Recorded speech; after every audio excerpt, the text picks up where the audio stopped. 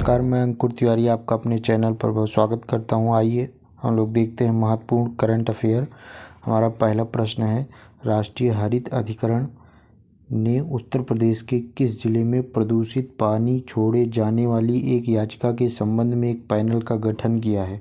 दोस्तों, पहला ऑप्शन है वाराणसी, दूसरा ऑप्शन है नई दिल्ली, तीसरा है प्रयागराज, चौथा है पटना।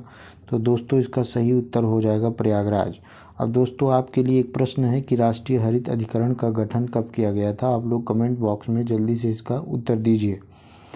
बढ़ते हैं तब तक हम लोग दूसरे प्रश्न की तरफ। दूसरा प्रश्न है, हाल ही में चंदका दमपारा वन्यजीव अभ्यारण्य में सांभर और गौर को शामिल करने की योजना बनाई जा रही है। यह अभ्यारण्य किस राज्य में है।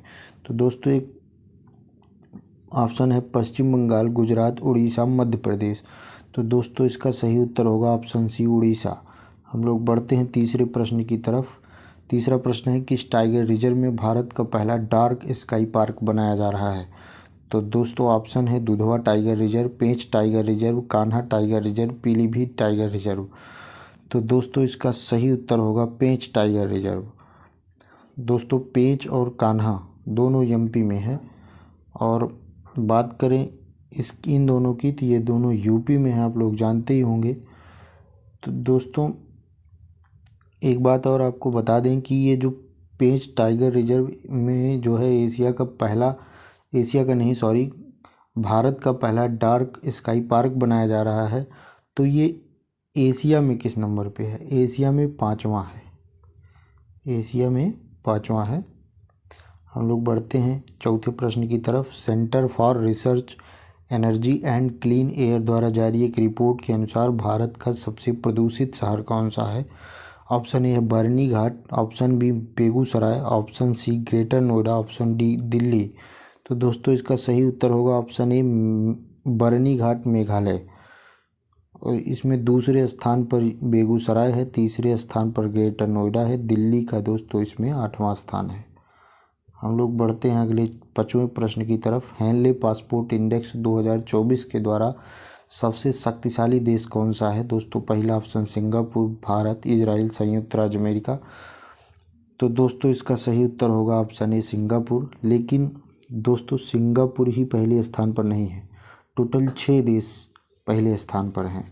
सिंगापुर तो है ही है, इसके साथ में जापान है, उसके बाद आपका स्पेन आता है, फिर इटली आता है, फिर जर्मनी आता है, फिर फ्रांस आता है।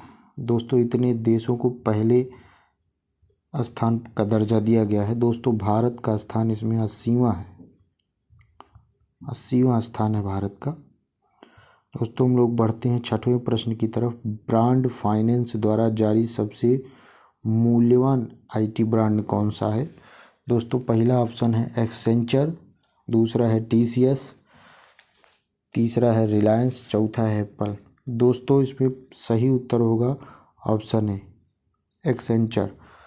दोस्तों, दूसरे स्थान पर हमारा टीसीएस है, जो कि भारत की कंपनी है। दूसरे स्थान पर ये है। ये ज़्यादा इम्पोर्टेंट है, पहला वाला कम इम्पोर्टेंट है, लेकिन इम्पोर्टेंट दोनों है। बढ़ते हम लोग 7वें प्रश्न की तरफ। उत्तर प्रदेश सरकार ने किस दिन को नो नॉन वेज डे के रूप में मनाने की घोषणा की है। तो दोस्तों, इसका ऑप्शन है 25 नवंबर, 25 दिसंबर, 14 अक्टूबर, 22 जनवरी। दोस्तों, इसका सही उत्तर है ऑप्शन सी, 14 अक्टूबर को नो नॉन वेज डे के रूप में मनाने की घोषणा की गई है उत्तर प्रदेश सरकार द्वारा। हम लोग बढ़ते हैं 8वें प्रश्न की तरफ। 8वां प्रश्न है, अक्टूबर 2023 में श्री अन्न महोत्सव का आयोजन कहाँ किया गया। तो दोस्तों, ऑप्शन है नोएडा, झांसी, लखनऊ, गोरखपुर। दोस्तों, इसका सही उत्तर है ऑप्शन सी, लखनऊ। बढ़ते हैं 9वें प्रश्न की तरफ। अंतर्राष्ट्रीय आलू अनुसंधान केंद्र की शाखा कहाँ खोली जाएगी। तो सबसे पहले तो आप लोगों को पता होना चाहिए अंतर्राष्ट्रीय आलू अनुसंधान केंद्र कहाँ है। तो ये है कुफरी।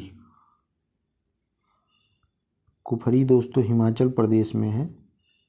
कहीं कहीं सीधा हिमाचल प्रदेश लिखा रहता है, लेकिन कुफरी में है। और लेकिन इसकी जो ब्रांच खोली जा रही है उत्तर प्रदेश के मैनपुरी में खोली जा रही है। तो इसलिए इसका ऑप्शन सी सही होगा। हम लोग बढ़ते हैं अंतिम प्रश्न की तरफ।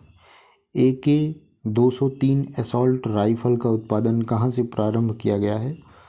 तो दोस्तों ऑप्शन में है कानपुर, गाजियाबाद, अमेठी, लखनऊ। तो दोस्तों इसका सही उत्तर है ऑप्शन सी, अमेठी। अमेठी से इसका उत्पादन किया जा रहा है। हम लोग